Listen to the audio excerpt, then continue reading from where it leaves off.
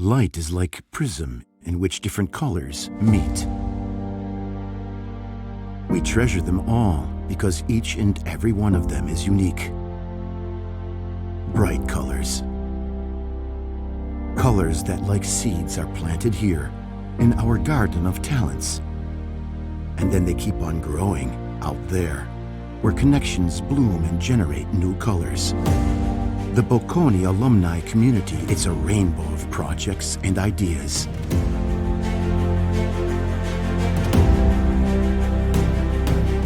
With our ideas, actions, and projects, we transform society and expand frontiers of innovation.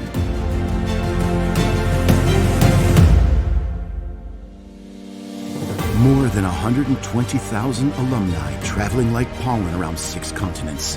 We together are the lymph that makes the future sprout.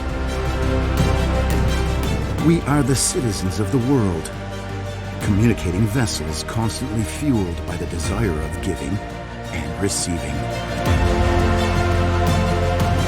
Connection is what transforms value and energy, because it is together that we can make a difference.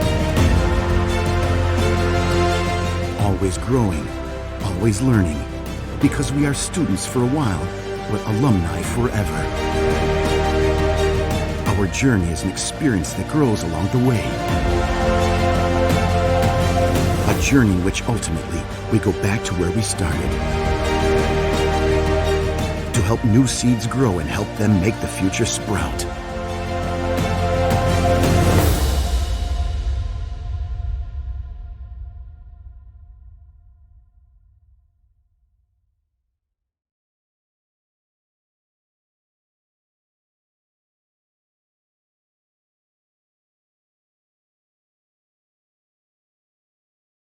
Going to start. So thank you everybody for joining this webinar. My name is Alessandro Patruno. I'm the chapter leader of Madrid of the Bocconi alumni community. I'm very happy to present to you this webinar. We have had a lot of inscriptions, and so I think I'm very satisfied with all your presence here. So thanks you for being here. I'd like to thank all the Bocconi alumni community from other chapters. We have a lot of participants from Italy and from other parts of the world, which makes me very happy. Also, we have opened this webinar to all the friends of Bocconi alumni community. So I'm sure there will be some non-alumni here, and I would like to thank them as well. I would like to thank also the friends of the Rider Club of Spain, our friends from the other alumni association that we have here in Madrid, and with them we collaborate a lot, we share invitation, we share activities, and they are very good friends of us, so thanks for being here. As you know, as Bocconi alumni community, we are very committed to fundraising, to philanthropy. We like to finance scholarships for students in need. So I would like to give a very big thank you to all of you who have donated a little bit for our cause. Thank you very much for that. And just before starting, I would like to give you a little bit of the rules for this webinar. As you have seen, you are all on mute and without image from your webcam. This is because we would like to record this session to make it available afterwards. So during all the session, you will be on mute. Our speakers will lead you through the presentation, through the material that they have prepared for this. And at the end of the session, when we stop recording, we will open all webcams and microphones so that we can talk a bit. We can get to know each other better and make a little bit of networking. So without further delay, I would like to start this lesson, this session. And for this, I think we have chosen a very good topic. It's quite hot these days. So cryptocurrencies are moving a lot these days. There are a lot of novelties. It's a very interesting topic. And this is also can be seen by the number of participants, I think. And we have today three very good speakers to talk about this. First one, Graziano, is a member of the committee of Bocconi Alumni Community. We are very lucky to have him in the committee, and he is the digital compliance officer for BBVA at global level. So he knows a lot.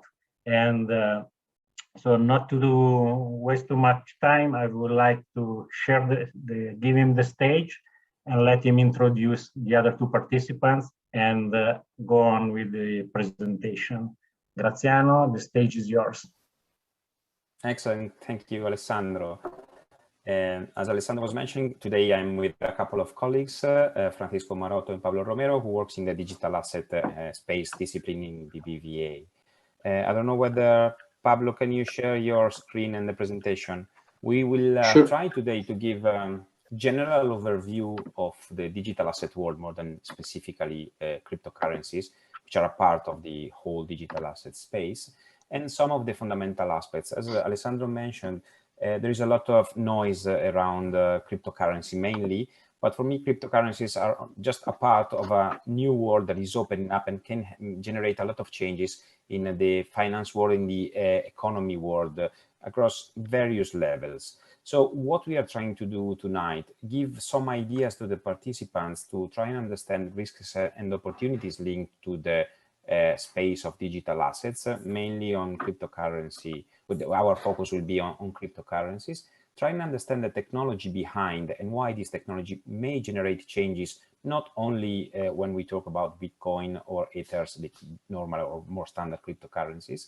And the aim that we have, the final aim that we have in this short session, because in the end we'll have more or less 40 minutes, is to give you the opportunity to ask yourself additional questions. I'm pretty sure that after the end of this session, you will have more questions than the ones you started the session with, which I think it's a good thing to have in this kind of environment that is changing a lot. It's quite complex, and there are a lot of nuances in what is happening. So for me, it's very important that everybody who wants to understand what cryptocurrencies or digital assets are and wants to start working with these items, understand which are the risks and the opportunities associated with. So we can start about discussing what a digital asset is with a, let's say, complex but simple explanation. It's basically a text or a media that is formatted in a binary source, and all the rights that are associated to the use it. So we have various examples like cryptocurrencies, like Bitcoins, Ethers, as Dogecoins, as we discussed, and you probably have read in the newspaper, or other things that you've read probably in the newspaper, the digital art, the NFT, the tokens that are non-fungible, and we'll go through this as well. The main idea behind the digital asset is to have something that we call a token. Token is the technical form in which we can translate these image, these texts, and the associated rights. And depending on how we want to use it, and this is the good and the bad things, we have various different means to define what a token is. We have payment tokens, like for instance, Bitcoin. It's a token that you can use to pay for a service or a good. We have securities tokens, mainly speaking, bonds or security shares, representation, digital representation of a right of property on an asset or on money, or utility tokens. Let's think about the coins that we used to have in the arcades when we wanted to play some kind of games. And there's an additional class for which we won't discuss here because it has some peculiarities that make this class as a separate. There's the stable coins class, right? That is something that is linked to the digital asset, but has some greater differences. And we won't be talking about stable coins in this session. I think that eventually we can open up a new session to discuss. Why are they called crypto assets? Crypto is linked to one of the security features associated to this kind of assets that are based on cryptography. And I think Pablo will explain a little bit more on this at a later stage. What else can we say before start jumping into it? Well, cryptocurrencies are the focus of our presentation, because we do believe that it's the thing that many people understand about and are curious about because of newspaper, because of the opportunity of everybody to buy and sell this kind of new kind of assets. So we make the discussion around crypto assets or cryptocurrencies, but we don't have to think about only crypto assets. As for crypto assets, there are more than 5,000 different types of crypto assets. And these assets can be used for illegal activities. Well, usually you read in the newspaper that the Bitcoin are used for money laundering, they are used for ransomware attack or to buy illegal goods using services provided in the dark web or darknet in general. But there are also legal aspects associated with this kind of instruments, such as payment tokens, or the possibility to use a frictionless payment system. Investment, they are tool to invest the money, and we will see this a little bit later, they are the key to develop a new finance called decentralized finance. As I said earlier, there are risks and opportunities linked to this kind of new asset class. And generally speaking, the technology and the asset class will have a huge impact on the structure of the economy and of the financial world. So for this reason, we would like everybody to try and start understanding more in detail crypto. Having said that, I'll pass the floor to Pablo, who will be delving into more in detail in part of the discussion.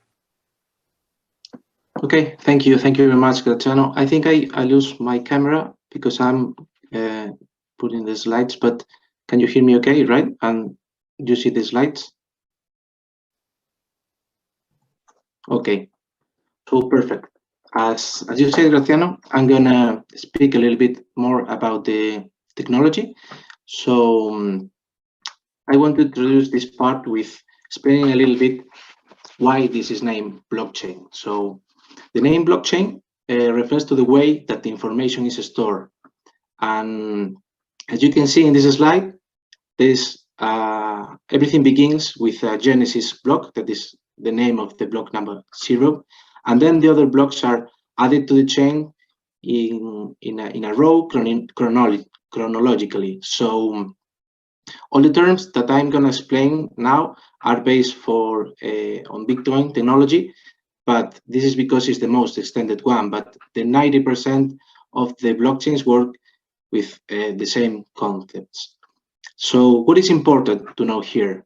Well, the blocks are the ones that have the information about the transactions. And in Bitcoin, these blocks are mined around every 10 minutes. And they've got a maximum size that is 1 megabyte. And this allows Bitcoin to make around 4 to 6 transactions per second. So these blocks are connected one to each other thanks to cryptography. And this is a little bit about magic, but I'm going to try to explain how this magic works in the next slide. And all the blockchain, that is also sometimes you can see blockchain or ledger, is stored in each node of the network. That are the PCs or servers that maintain this network that is named Bitcoin, or the other ones also. So these last properties, the cryptography that make that the blocks connected and the copy that is all around the world in the different nodes, make the blockchain, when we say that this decentralized, is because of this, because there is a copy that is a complete copy, one in each of the nodes that are in the network. And we say that is immutable because these blocks, this chain in a row, cannot be moved. If Genesis block is the 0 and the next one is the 1, number 2, number 3, you cannot change this order. And this is very, very important for blockchain technology. So now to explain a little bit about and understand this magic that connects blocks, the blocks in the blockchain, here you can see two different blockchains. So there is another algorithm that is named hash, and this is a mathematical algorithm that converts data of any size into an array of data that is a fixed size and is small than the previous one.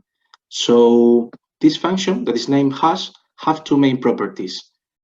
The first one is not reversible. So some people, like developers, say that you can go from the chicken to a nugget, but you cannot go to the nugget and backwards to the chicken. So this is something that happens also with the hashes. You can get a test and make a hash, but you cannot take the hash and go back to the text because you lose information in this situation. But there is another property that is also very important for this, and is that if you change in the input something, the hash you're gonna have in the output is gonna be different.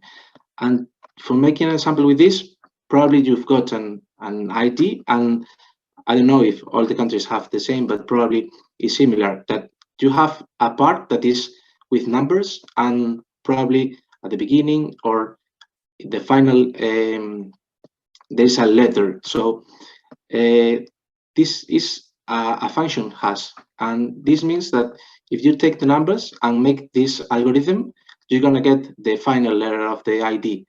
But if you change one of the numbers, the letter is gonna be different.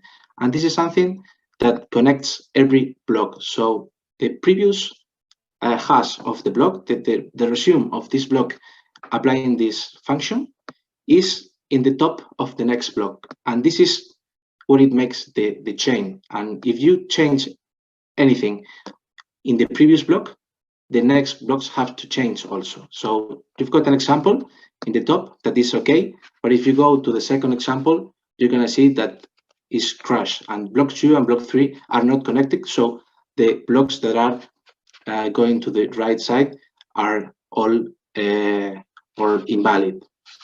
So who are the ones in charge of creating and validating these hashes? Well, we're going to speak a little bit about them, but just to have in mind, they are the nodes and the miners. The nodes and the miners maintain the whole copy of the blockchain.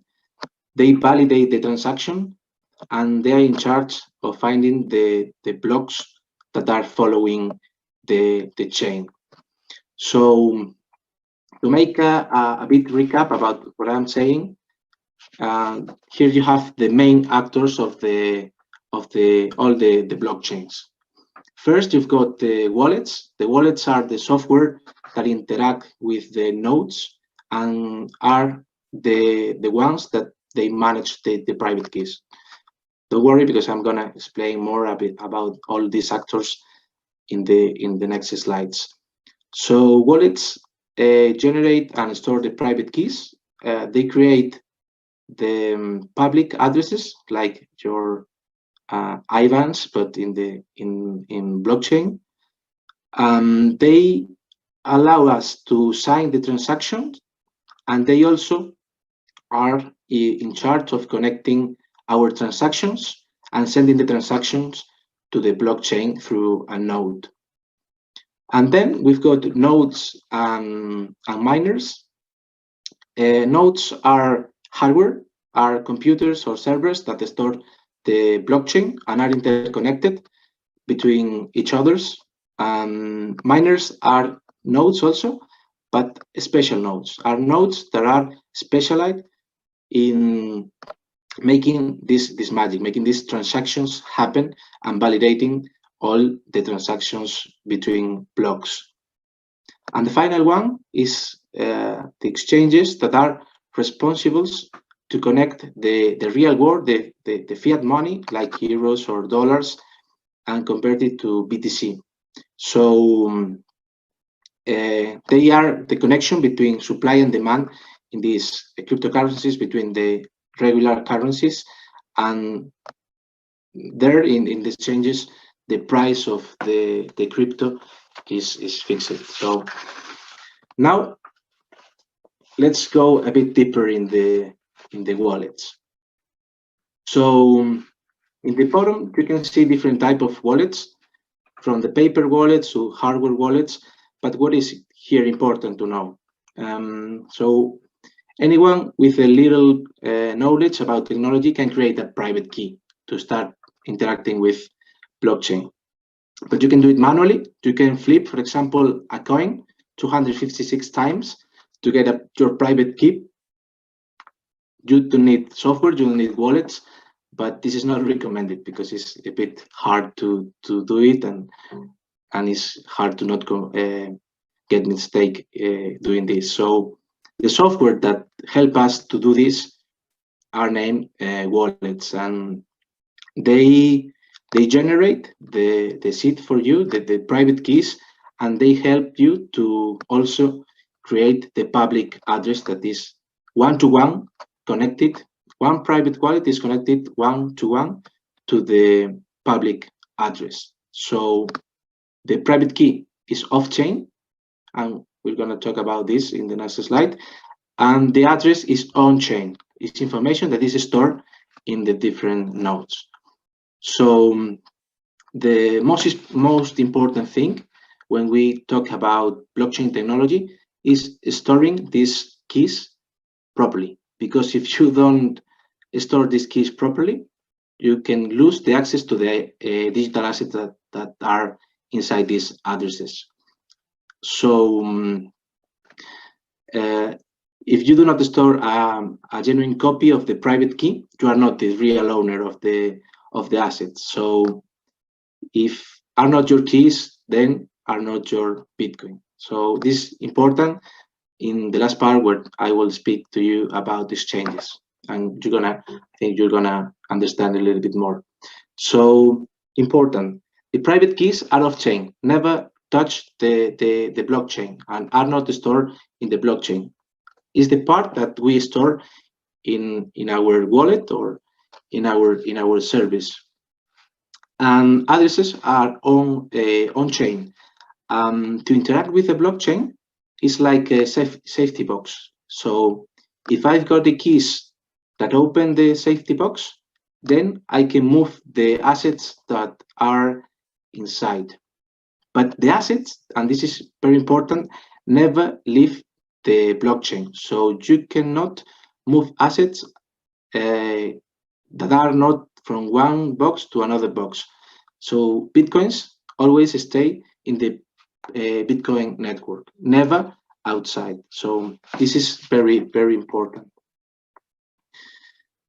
Okay, so now a little bit about miners and nodes. So to do this, I'm gonna explain a transaction. So the whole flow of a transaction. This is Alice and Bob. So it starts with Alice that want to pay something to Bob and sign with her wallet a transaction. And this transaction is sent through the wallet to the blockchain.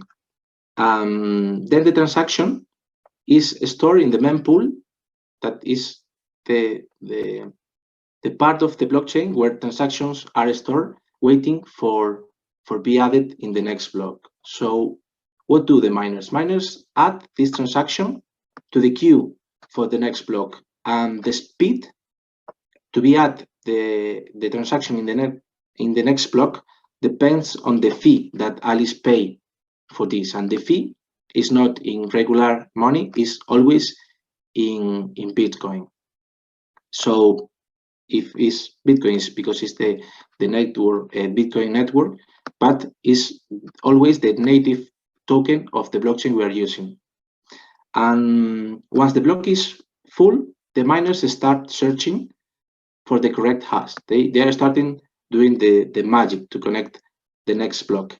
And if they found the correct hash, the miner is the one that broadcasts the block with all the transactions to other nodes in the network. And if everything is correct, the block is accepted, and all the nodes make this transaction valid. So at this time, Bob is the new owner of this BTC, this Bitcoin, but for security reasons, Bob must wait about 3 to 6 blocks to be consolidated. So this is also important for Bitcoin transactions that are interacting with the blockchain. Waiting for 3 to 6 blocks to be sure that the transaction is made.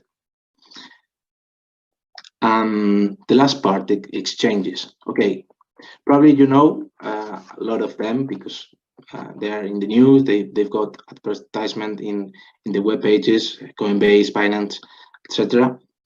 But what they do? So they help the users to buy crypto, because remember I say at the beginning that the Bitcoin, the only way to get the Bitcoin is mining. All the Bitcoins were mined in the past. So if you are not a miner, how you can buy this crypto? So you need to go and exchange. So what they do, they connect the supply and demand, so the bid and ask in finance. In exchange, they get a fee. So they are the ones that make possible buying crypto with regular fiat, euros, dollars, etc. But there's two kinds of exchanges, and this is important because it's related with the first part, the part of the keys, the private keys and the wallets. So you can see here that there is a custodial and no custodial exchanges. What's the difference? Well, the owner of the private keys. So exchanges like Coinbase are custodial because they've got the private keys. So you are not the owner of the assets, but if the crypto is inside Coinbase. But they are regulated, so they will give it to you if you ask for it. But really, in the blockchain, you cannot interact directly with your blockchain, with your Bitcoin. You need the Coinbase to interact too. And non-custodial are exchanges that are just crypto to crypto, and you can use it. Non-custodial exchanges, being the custodian of your own currencies, and they just gonna make the swap between one to other. So now this is a bit about fundamentals. Now Francisco is going to talk about other technologies that were created after Bitcoin, and it's going to add a little bit more on top of this extra because other blockchains have extra features. So Francisco? Yes, thank you so much, Pablo, and thank you for the opportunity of being here with you today. It's a pleasure to try and share some of the knowledge that we have about blockchain with all of you. Happy to answer the questions at the end. And I was following the chat while Pablo was explaining, and I see interest around DeFi, around oracles. We have a limited time, and we will try to cover as much as possible. The rest of the things that we do not cover, please tell us in the chat, and we will try to cover it in another session. So we have seen the basic concepts around the blockchain, and it's good now to do a recap. I know that I will be going through things that Pablo have said, but I think that it's good to go again through them so that you start getting all this knowledge and understand it correctly. So firstly, what is a blockchain? So blockchain, as Pablo has said, is a way of, it's a database where you can record information, and this information is decentralized. Is shared by all the users, but all the participants in this network.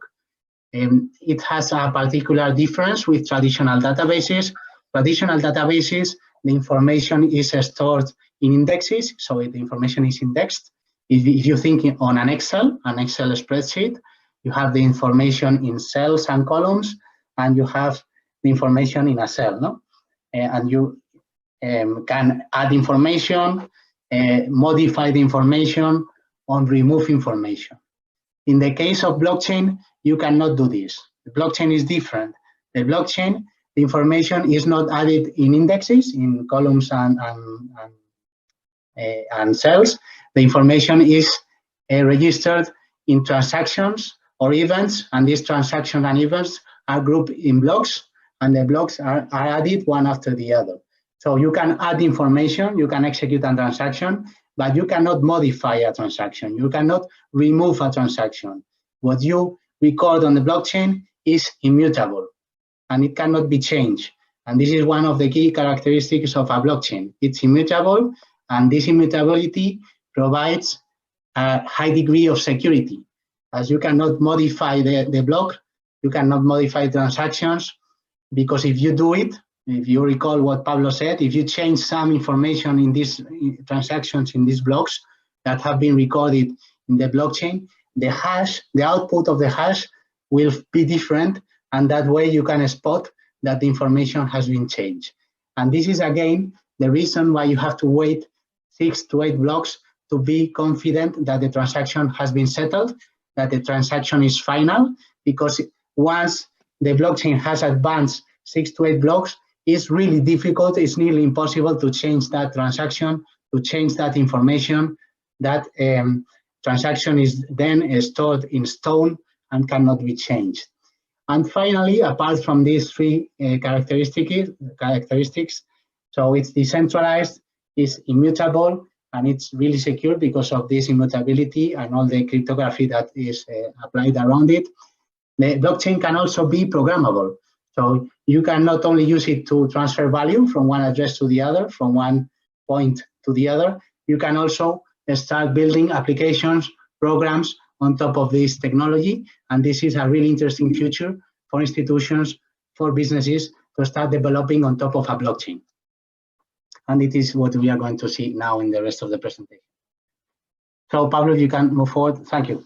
So we have not only one blockchain or one blockchain technology. We have many blockchain, many different types of blockchain, many different types of blockchain technology. And we can group them in 2 main categories. The first one would be public blockchains. These would be Bitcoin, Ether, Litecoin, and all the others that are public.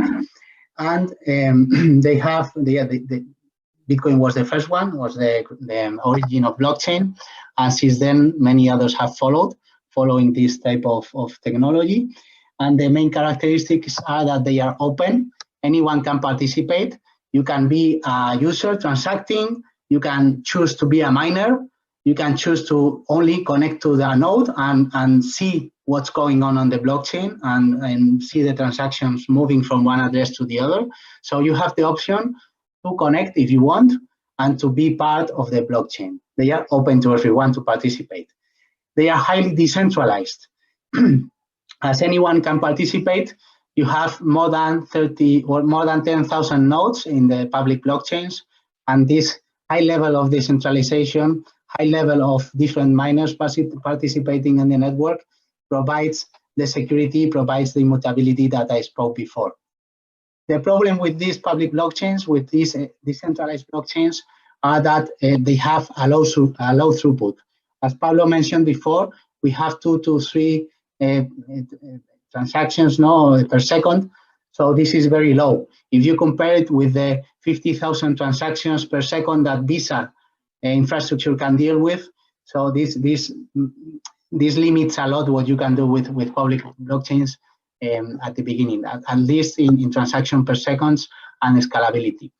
And the fourth interesting thing about public blockchains is that it requires incentives. You have to incentive the miners to do the validation of the blocks. You have to pay them something in order to be able to mine and to validate and to do it correctly, and to be incentivized to do it correctly and not be a bad actor that wants to,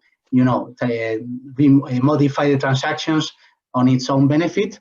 This is not incentivized, because it's better to be a good actor in the network than to be a bad actor, no? Because you can win more being a good actor with the incentives of the network. The problem with this is that when you are paying these incentives, when you are paying for your transaction to be executed on a public blockchain, you have to provide Bitcoins, you have to provide Ethers. And when this asset is very volatile, the price is going up and down all the time, it's very difficult to have a certainty of what is going to be the cost of that transaction, what is going to be the cost of that application that you are running on top of Ethereum. You don't have predictability of fees. You don't have predictability of costs. And this, for a business or for an enterprise solution, is really complicated to work with this type of high cost, or at least uncertainty around the cost that you will have to deal with in the future, in the next month, in the next year. So trying to tackle these problems, so the low throughput and the incentive problem and the cost per transaction problem, the public blockchains are trying to evolve and to solve these problems. And here we see the new public blockchains such as Cardano, Algorand, and different public blockchains that are new public blockchains that are appearing in the space. They are trying to solve these issues and solve these problems. And also the Ethereum is working on Ethereum 2.0, to the new version of Ethereum with a different consensus algorithm that is trying to be more efficient and faster. Even in Bitcoin, we have seen evolutions of Bitcoin like Lightning Network, which is trying to speed up the transactions on top of Bitcoin and to reduce the costs by working in parallel to Bitcoin network and only recording the final group of transactions instead of recording on the blockchain every transaction. No? So these problems are being dealt with in the public space, but also new blockchain technologies have been created, what we call private blockchains. Private blockchains, and examples of these ones are Corda or Hyperledger, are the ones that are being used by the enterprises, the banks, to develop on top of them business applications. And why? Mainly because these private blockchains, they have a higher throughput. They can process maybe 100 transactions, thousands of transactions per second, instead of 2 to 5 like Bitcoin. No? So they are faster. They are more scalable. You can have more actors transacting at the same time. And also, you can decide to remove the incentives and to have a fixed cost per transaction. You can control the cost per transaction. And how do you do this? With different consensus mechanisms, with less validators in the networks, and this means that you are less decentralized. You have less validators. You can select the validators that are going to do the mining on this type of networks. And these validators can be, for example, renowned or well-known institutions that are not going to act bad and that are going to act and to validate correctly. And they can be universities, public institutions, banks, or any other trusted institutions that can participate in this open net and this closed network, doing the validation and providing the security in these less decentralized networks. Okay. So let's go into programmability. We have spoken that Bitcoin was the origin of blockchain. It was created in 2008 with the white paper of Satoshi Nakamoto. Satoshi Nakamoto is an alias. Nobody knows who he is until now, and there has been lots of interest in trying to understand who he is, and it has not been revealed to the public until now. So this mystery man or this mystery group of scientists created Bitcoin and with Bitcoin blockchain technology. But as we have seen, it was only used to transfer value, to move Bitcoins from one place to the other. And in 2014, a boy of 19 years old called Vitalik Buterin saw that this technology had also potential to do more things rather than only transfer value. He thought that you could program on top of this technology, on top of this decentralized network, and be able to create decentralized applications built on top of a decentralized computer. So he tried to do it with Bitcoin. He was an active Bitcoin participant and developer, but the Bitcoin community didn't believe in him and didn't support him. So he decided to go by himself and to create Ethereum. And he created Ethereum, which is based in Bitcoin. It has the same proof of work consensus, the same algorithm, the same type of mining, the same type of P2P transaction, but he added one feature that Bitcoin doesn't have and that Ethereum has, which is the Ethereum virtual machine, the EVM. So the Ethereum virtual machine allows the users to send inputs to a program that you have to program in Ethereum, and the program is going to be able to process that instruction and send an output. So with the Ethereum virtual machine, what Vitalik and the Ethereum developers achieved was to create a distributed virtual computer, a computer that is distributed around the world and that can process any transactions. And on top of this distributed network, you can build DApps, you can build decentralized applications. So in a traditional application, like a bank application or a WhatsApp, when you send a WhatsApp, you are interacting from the front end, from your user interface. You are connecting with a centralized computer in Amazon Cloud or in the CPD of Facebook, or in the case of a bank, in BBVA, if you interact with BBVA.com, you are connecting through the user interface to the processing center of BBVA. So it's connecting with a computer which is in a place.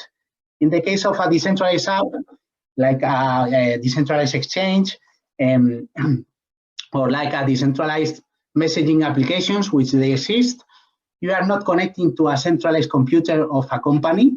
You are connecting to the Ethereum network, and you are connecting to all the nodes of the Ethereum network, and all the nodes are processing this transaction in the same way as they process a transaction of Bitcoin, but in this case, they are processing an instruction that a piece of code of programmability is understanding, is processing, executing, and is giving out an output. Okay, so in this case, what we have is that the control over the information is decentralized. No one has the control. The user has the control of its own information. So if I interact with WhatsApp, the information is managed by Facebook, and Facebook can exploit that information or use that information for its own benefit. In the case of decentralized app, if I work with a decentralized Facebook or a decentralized WhatsApp, the information is in my control, it's in the control of the user. And I can decide whether if I want to sell my information and receive incentives for sharing that information, or if not, if I want to remain private and I do not share this information and remain private. And in that case, I have to pay or provide incentives in order to use these applications. But I am paying for that privacy and for that the network is working and keeps working. I pay the miners to execute my transaction, to process my instruction to the decentralized app. Okay. And one key feature of these smart contracts, which by the way, smart contracts is not smart and it's not a contract, it's just a piece of code that is able to process instructions and receive an input and give an output like any other application, informatic computer application. So with smart contracts, we can do something very interesting, which Graziano introduced in the introduction. We can create tokens. We can represent assets on the blockchain. So we can, for example, represent a euro, a dollar, or a participation on a house, or the property of a house, or of a painting, or even a share, or a part of a share, or a part of a bond. No? So I can represent real assets or financial assets digitally with these tokens. And there are two main categories that you have to know about. The first one would be the fungible tokens. These tokens is when one token is the same as the other. It has the same value, it represents the same thing. And one Bitcoin is the same as any other Bitcoin. And you can share it with everyone, and it's representing the same thing, that value. $1 is the same as another dollar, so a dollar would be a fungible token. Okay. And what are non-fungible tokens? So non-fungible tokens are tokens that are different from each other. So a CryptoKitty that you have here is different one from the other. it's not the same to go to a theater and be on the front row or be on the back row. That ticket would be different. So if you want to represent a ticket of a theater, you would be using non-fungible tokens. And in the case of real estate, a house is different from the other, so you could also use non-fungible tokens for this use. And these non-fungible tokens are really relevant in the last months, not only because there has been a hype around them, and you have seen NBA top shots or real good plays videos being tokenized as non-fungible tokens and being sold to the users for really high prices. We have been also seeing in Sotheby's in being different auctions of digital works of art that have been tokenized and represented on top of a blockchain, and this token has been sold for real huge amounts. So this has been very big during the last 6 months, but it's not the real relevant thing. The real relevant thing is that non-fungible tokens can be used to represent securities that can be different from others. And also these non-fungible tokens are being used on the decentralized finance space to represent participations on liquidity pools and to interact with this decentralized finance protocol. So both fungible and non-fungible, really useful, really important in the decentralized finance world. You have to take into account both of them. By the way, there are different standards. Say on top of Ethereum, you have the famous ERC20 standards, or they would be fungible tokens. ERC 721 standard would be an example of non-fungible, but there are many others that have different standards, different functionalities, properties, depending on the use case they are going to be used to. And finally, very quick, a bit of DeFi, of decentralized finance. Most of the decentralized apps that exist actually in this moment are decentralized finance protocols. So I have spoken that there are decentralized apps like WhatsApp, like Facebook, like for messaging, for social networks, for other uses. But most of the use of decentralized apps is around DeFi, around decentralized finance. The decentralized finance space has exploded in the last year, and it's really huge. We have around $150 million or more, it's million or billions, I think it's billions, blocked now in DeFi protocols. So it's a very big space. Lots of money is being thrown into DeFi in the last few months, and the space is growing. The space is growing each day. We have here in this slide a few examples of the use cases around DeFi protocols, and it goes from left to right, from less complex to more complex. So we have in the less complex space, we have stablecoins. Graziano also introduced a bit about them at the beginning. We have decentralized exchanges, so you can choose to exchange Bitcoins for Ethers, for example, in Coinbase, which would be a centralized exchange controlled by a fintech, by an entity that is now has gone public in the US. Or you can choose to trade with Uniswap or SushiSwaps, which are decentralized exchanges that are not controlled by a centralized entity, that are decentralized, are open, anyone can participate, anyone can interact, and normally the fees are lower in a decentralized exchange than in a centralized exchange. And you also have lending. You can access to loans, to loans in these DeFi protocols.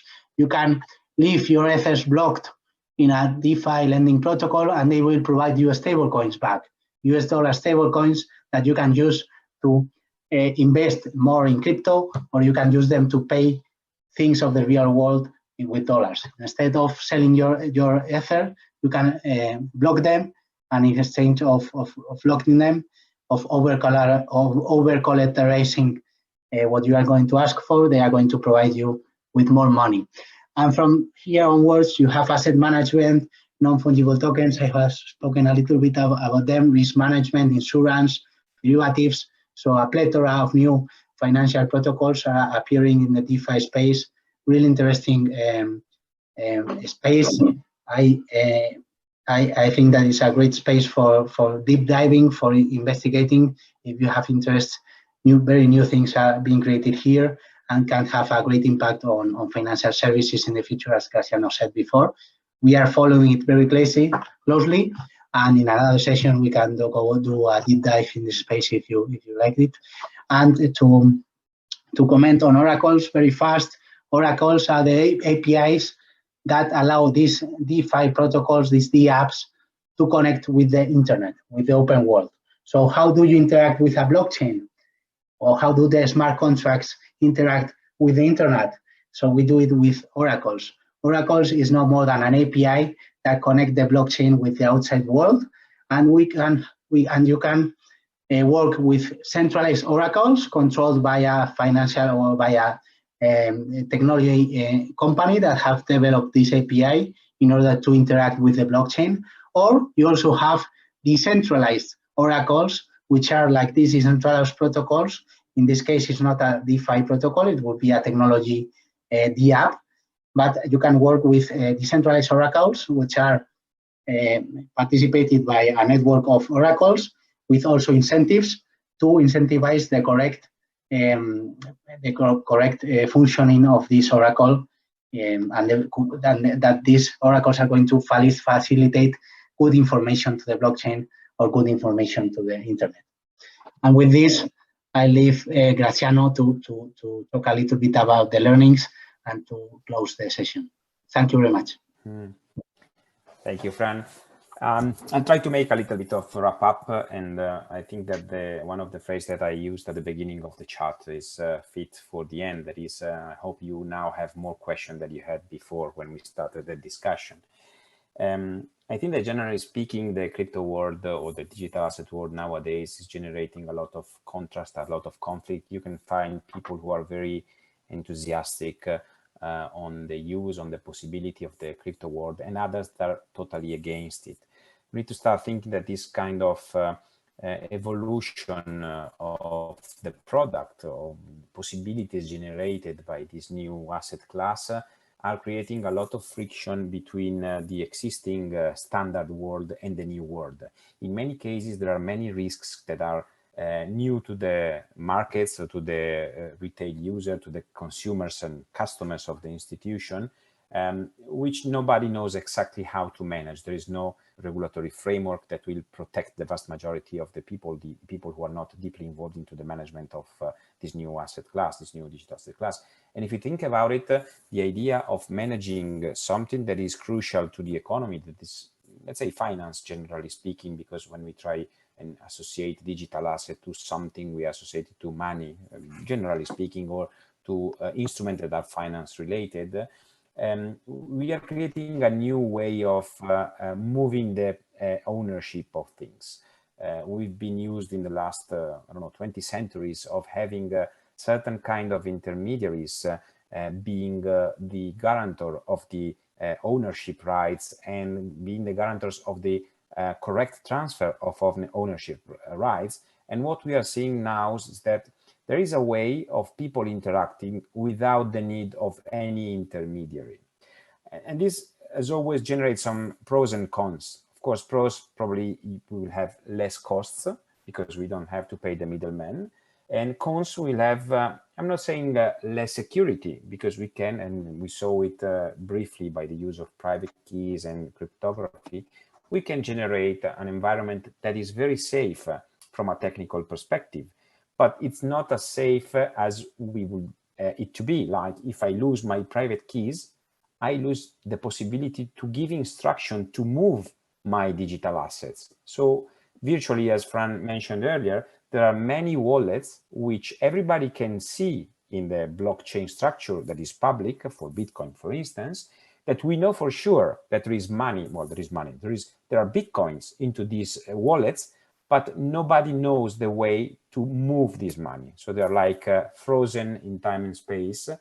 And the owner of these coins, without the private keys, is not able, from a legal perspective, to demonstrate the ownership.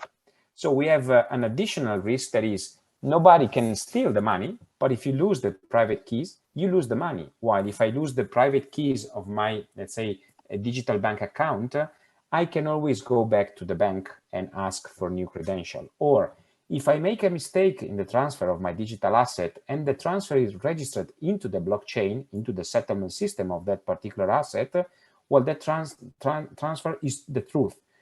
If I make a mistake, there is no mistake. The mistake falls on me. I can't go and say, stop the payment and give me my money back.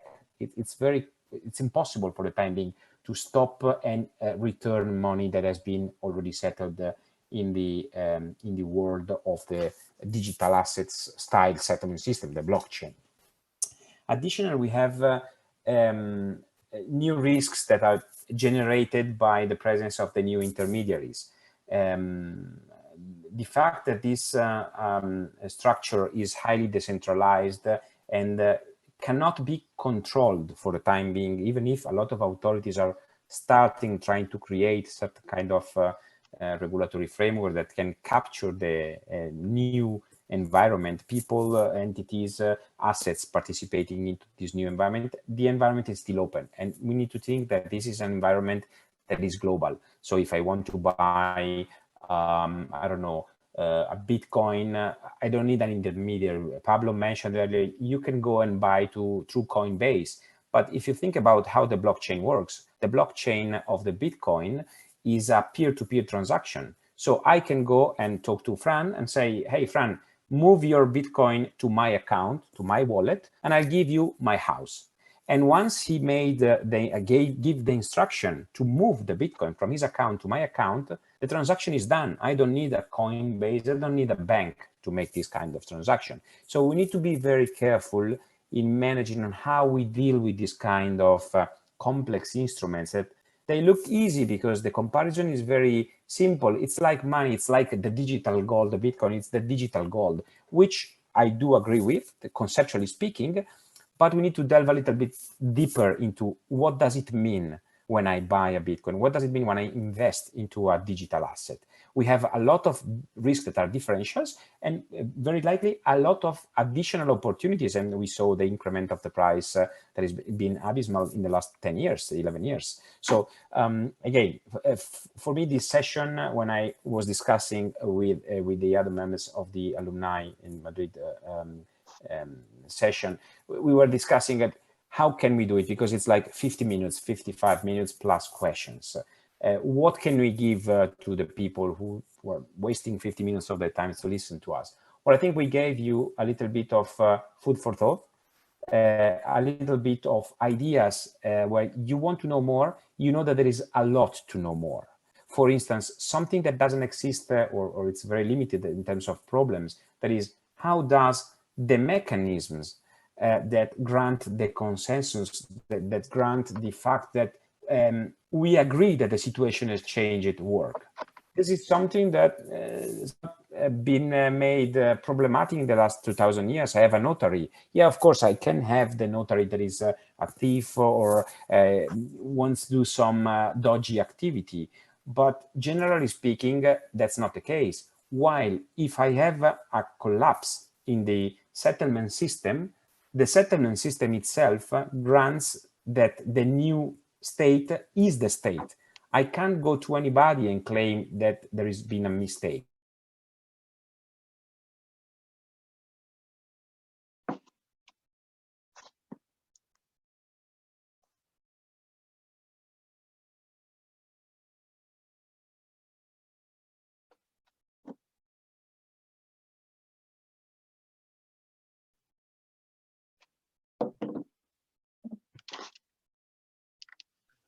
It seems that Graziano is frozen.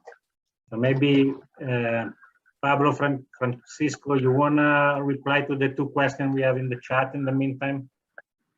So the first one is about liquidity, and they are saying if the private keys are lost, liquidity decreases. Yes, that's right. So if I lose my keys, that liquidity will be frozen there forever. So there would be less liquidity in the system. I have to say that Bitcoin and most of public blockchains have deflationary economics in their code. So they have been created with deflationary economics. For example, Bitcoin, the maximum monetary base of Bitcoin will be 21 million Bitcoins. There will be no more Bitcoins in the network. And these new Bitcoins, or the issuance level of Bitcoins, it was very high at the beginning when Bitcoin was created. So every time a miner validates a block, new Bitcoins are minted. These new Bitcoins at the beginning of the existence of Bitcoin in 2009 it was a high number. So there were lots of reward for mining new Bitcoins. This was done in order to attract new miners and to grow the network. But as the network has been evolving and Bitcoin has been growing, each time the new Bitcoins minted are less. And this is what they call in the Bitcoin world halvings. Every defined number of blocks, there is a halving. So the number of Bitcoins minted are divided by half, and each time less and less new Bitcoins are being created. So the creation of new Bitcoins is a curve like this until it reaches the 21 million. So there is a control on inflation in the network. And this system is being copied in different ways by all the new public blockchains that are created. So most of them try to control inflation in their ecosystem, so that the incentive is always positive towards getting involved with the token of the network. The other question would be, could you please explain the main differences between digital money, like the digital dollar or the digital euro, and crypto money? So basically, the digital euro is a stable coin. So it's a stable coin is a token which is backed by an asset, and this asset can be a US dollar, a euro, or gold, or whatever. Okay, so they try to peg the value of the token with a real asset. And how do they do this? Well, basically, they put a dollar in a bank account, and if you put a dollar in that bank account, I mint a stable coin pegged to that dollar. So I always know that when I want, I can sell that token for $1. So a digital euro, a digital dollar would be this. I put a normal dollar in the central bank, and I mint a digital euro. And that digital euro is placed on a blockchain and is used. The other difference would be that a digital euro or a digital dollar can be issued on top of a blockchain or on top of traditional technology. It doesn't have to use blockchain. You can have a digital dollar or a digital euro created with traditional technology, and you can use it on a digital wallet with like e-money. No, so you can do it with e-money technology. This is the main difference between digital dollars and cryptocurrencies. Cryptocurrencies are normally volatile. They are not associated to any asset, to any real asset, and they only have its intrinsic value, the value that we want to give it. So Bitcoin has nothing behind it, only the network, the value of the network. And as I said, that I think, or we think that in the future, the Bitcoin can be worth more than now. So that's the only value that a cryptocurrency has. This may change with cryptocurrencies or tokens associated to a decentralized finance protocol. A decentralized finance protocol also issue tokens.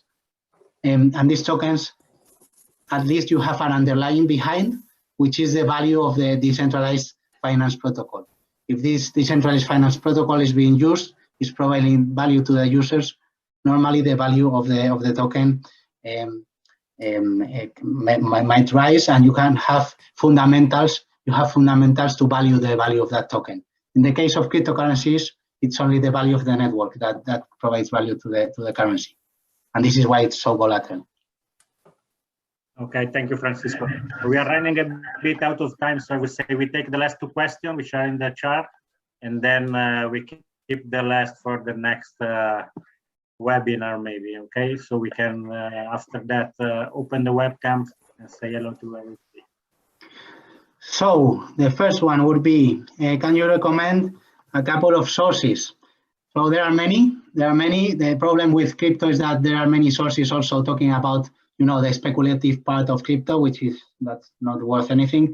You have to try to find sources that explain about the protocol, about blockchain, or about about Bitcoin, about the DeFi protocol itself. The DeFi protocols themselves, they have a lot of documentation in their websites. They normally have everything. They are open, so you can have access to everything. The problem is that normally this information is very technical. So if you want to look less technical information, I would go to, for example, Binance Academy or Coinbase Academy. So the different exchanges, they have academies with quite comprehensive information. And then you have information pages of the crypto space that also provide good information. For example, Messari is one that we follow quite a lot. The problem is that for free provides little information. You normally have to pay for Messari Pro if you want to have better information, better analysis of the markets. Also crypto.com, but the same. Normally, if you want to get the good insights, you need to pay the license for accessing the data. But there are lots of blogs, lots of in GitHub. You have a lot of information, again, technical. But yeah, I would say try to find this type of academies at the beginning, and then go for more professional inputs. The next one would be the next one is interesting. Sorry, Graziano? I said the next one is interesting, the role of banks. Yeah, the role of banks, So this one, I will start, but Graziano or Pablo, feel free to add. Right. I would say in this decentralized space, we can always be the bridge between fiat, the traditional fiat world, and the new cryptocurrency world. So we can be the bridge connecting the dollars, the euros, with the crypto world. And this is what we are doing in BBVA Switzerland. We are offering trading and custody services for users that want to enter the space. We can also use this decentralized world as infrastructure. So in the future, we might be exchanging euros for dollars in a decentralized finance protocol instead of the traditional ways of doing it. Or we might be using these decentralized finance protocols as a way of exchanging euros for securities, for example. Once we have tokenized securities, tokenized bonds, tokenized euros, we can start working with this technology in many different ways. And who knows if the market infrastructures of the banks in the future operate with this technology instead of the traditional technology that we have now. So I think that there are many use cases. We can also be providers of KYC, of AML, of compliance services in these worlds which now are open, and maybe in the future, if the regulators want to start regulating the space, we might be able to provide this compliance on top of these new worlds also. So, I mean, it's a new world. It's open, it's growing, it's evolving, it's changing every day. I think we can have many cases for banks in the space. At least I hope so. Otherwise, we are going to be out of the game, and this will be bad news for us. So, yeah, I don't know, Graziano or Pablo, if you want to add extra. A little bit. I think that there will be roles for intermediaries, even if in a decentralized world. And there's another thing that I think it's important, that is not necessarily what we are saying today is the future, meaning that in certain countries, the use of cryptocurrencies or digital assets is forbidden by law. So you need to understand that not everything moves at the same speed. There will be roles. For instance, the management of the trust is an important role. And banks have been manager of trust in the last centuries. Is it a role that can be maintained in the future? We don't know. Maybe yes, maybe not. Maybe for certain aspects, the products and the activities that financial institutions are offering today in the market will have to change. But in other cases, there may be a business case for institution to remain. I mean, it's a very quick speed changing environment. So make prediction for more than 5 years is very difficult. Who have guessed that Bitcoins would have been evaluated more than $50,000 in 2021, 10 years ago? Nobody, but it happened. Now it's a bit down, but that's the idea. So I don't know whether Pablo wants to add a little bit more about that. Yeah, I think it's perfect. I totally agree. I think we're going to listen our clients, what they demand, and we are going to listen regulators, and maybe we can do something, but I'm not sure. Let's see.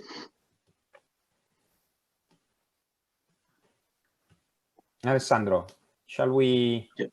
Okay, I think we should wrap up here.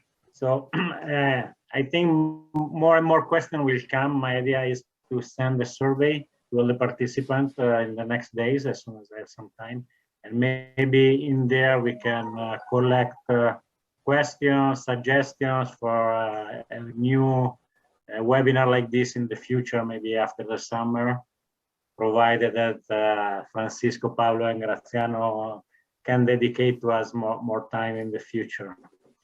And with this, I would like to say thank you to the three panelists we had. The presentation for me was great. I'm sure also for all the others participants. And what else? Maybe goodbye for the next event. Giving at Bocconi University. Why does it matter? Why does gifting to an annual fund matter to Bocconi? Because it makes a concrete impact.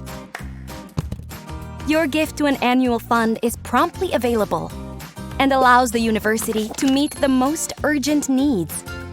It can ease the cost of tuition fees, support research projects, or make our campus a great place to be.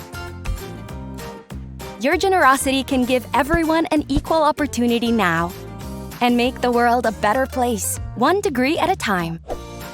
No matter the size of your gift, you can make a difference. Thank you for making the Bocconi experience possible.